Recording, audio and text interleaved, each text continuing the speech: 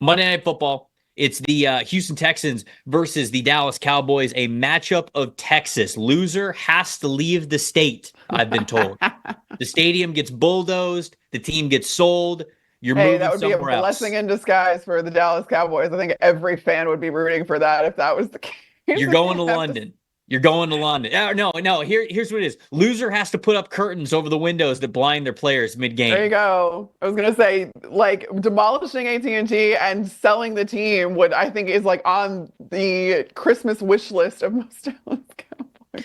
What's your matchup that matters? Because, well, I should say, other than, well, no. We don't need it. Okay, all right. What, the Cowboys against the Sun? No, Um, it's not the curtains versus the windows because we don't have it in this one. See, we don't. Jerry knew all along. If you have primetime games every single week, Carmen, the thing is that you don't have to worry about it. And that's what That's Jerry knew true. all along. That's true, especially we're late in the year, so there's no chance of there being sun by the time this thing kicks off. Holy cow. Uh, I hate falling back for time. Truly hate it. I'm out here and it's dark by 5:45. I still got work to do. yeah. And my body's like, nah, it's couch time. Nah, we're watching Oh yeah. TV.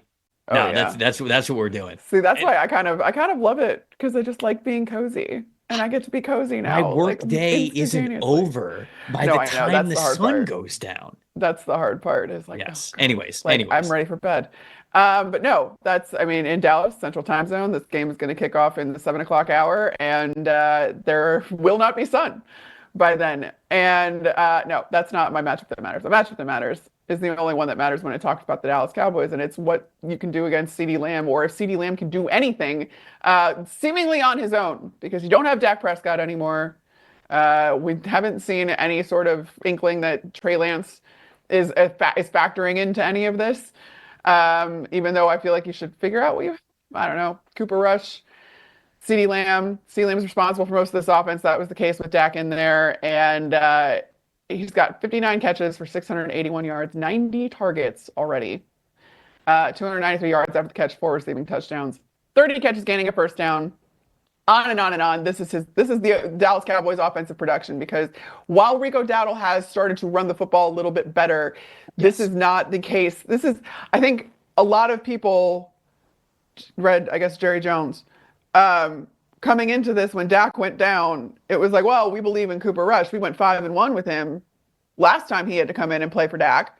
It's like, okay, well, you had a lot of other things on that offense that you now no longer have, including a robust rushing attack when Cooper Rush was last in here. And now you see the consequences of your inaction, which was to not go out and add anything more to this offense, to not really reset the skill positions at all, which I argued till I was blue in the face that Dak did not have enough on this offense to really be a threat this year. And now you're going to put a backup in there.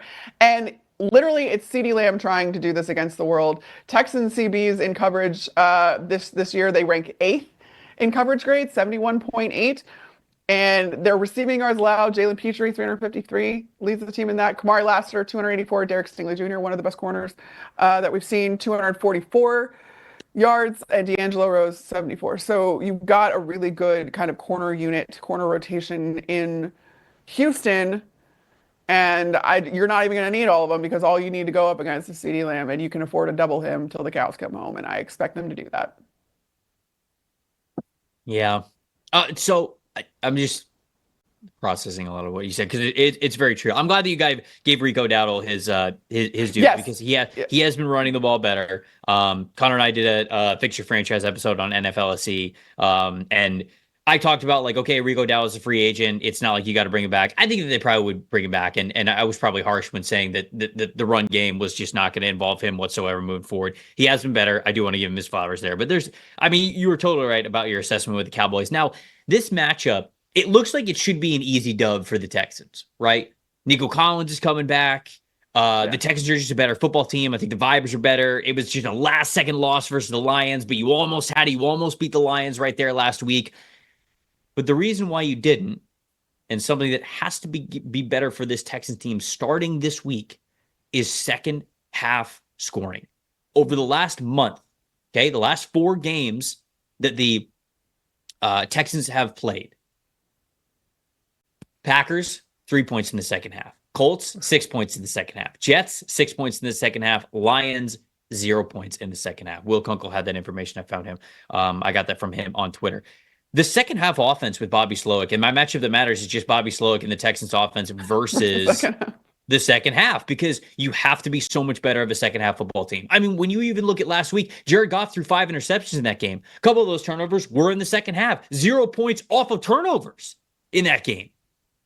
So, like, I know they had a chance where they got into field goal range and Ka'imi Fairbairn missed a field goal. Like, okay, like that's sort of in theory, but if he hits that, it's still just 3.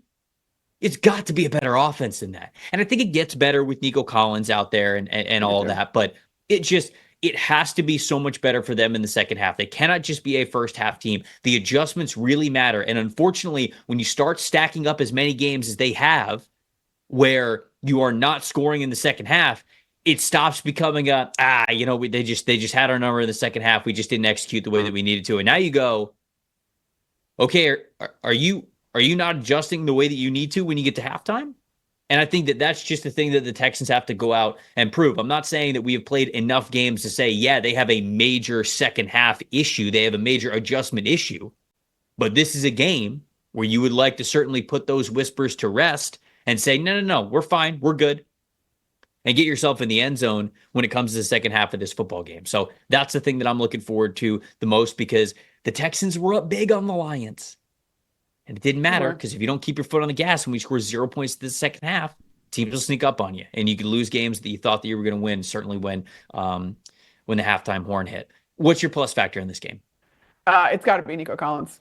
Yeah, I asked you first, because if you didn't say Nico, I was going to have to say Nico. So yes. I was going to make sure one of us has to talk about Nico Collins. Please allow me. I do think that that's going to help exactly with what you were talking about, though, which is why I'm glad that we're talking about it in this order. Is you look at the production that Nico Collins brought and the confidence that he has from CJ Stroud. This is the stat that got me. It's that Nico Collins has 18 catches, gaining 15 or more yards, which is 6 more than any other Texan, and he hasn't played since October 6th. He only played in 5 games. He's so good. He's so good. He's so good. Yeah. And him and CJ Stroud together are so good. And when you lose a guy like that, when you lose that threat on your offense, then defenses can really start to hone in on the other aspects of your offense that they're scared that they need to contend with. And Nico Collins just stretches the field and really puts stress on, again, every level of a defense to try and figure out how to contend with that. And that opens up so much for your offense and what you want to do offensively. And we've seen what it looks like when all of these guys are healthy between Nico and Tank. And now you have Stephon Diggs. This is something that, again, he's the missing piece right now for this Houston Texans offense. And he should be coming back for this game. And that should spell so much more success for everyone on that offense. And hopefully then, again, like you were talking about, more second half scoring.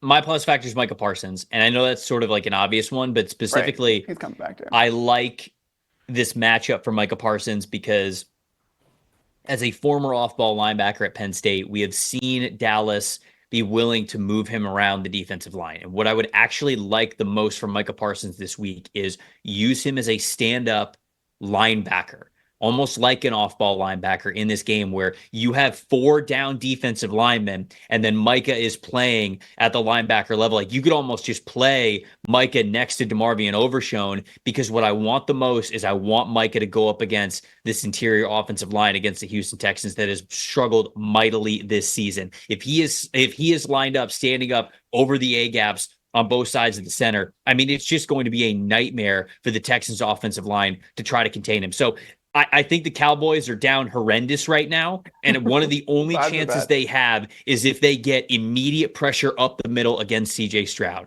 So this is kind of a fun one because CJ Stroud and Micah Parsons like did a ton of content, like video and podcast content this past off season. So it's like these two guys obviously know each other very, very well, and I think Micah has the chance to terrorize CJ Stroud a little bit in this game. Yeah. But if that is how they do it. So to me, the plus factor is not. That's a good little X factor, is the fact that they go again, like they love talking to I each other know. on their little podcast I and know. like doing chirping back and forth. And there's a little bit of extra motivation there. I do also want to clarify, because I don't think I said it right. When I was talking about Stephon Diggs being in the offense, I realized obviously he's not playing right now. Right. Earlier in the season, we saw Yes. what that could look like between Yes. all of those guys being out there. And now you're down a couple of those guys. But now if you get Tank Dell and Nico Collins back, I just wanted to clarify that. I didn't want anybody to come for me. I know Stephon. No, it was good. No, it was good. That's like on PTI when they get to the end of the show and they're like, all right, where we mess up, and then we didn't even have to get to that point. You caught yourself on it, so Tony Reale didn't have to come in and tell you where you messed up. I'll tell you where I know exactly. I was PTI. talking about earlier in the season when we saw all these guys out there. So thanks for watching, everybody. Make sure you like and subscribe the video, and if you don't have a PFF Plus subscription, you can get one to see all the premium stats that we talked about here on the show, plus the expert betting and fantasy advice over at subscribe.pff.com. The description is also right below, so if you are not a PFF Plus subscriber, you can come one today.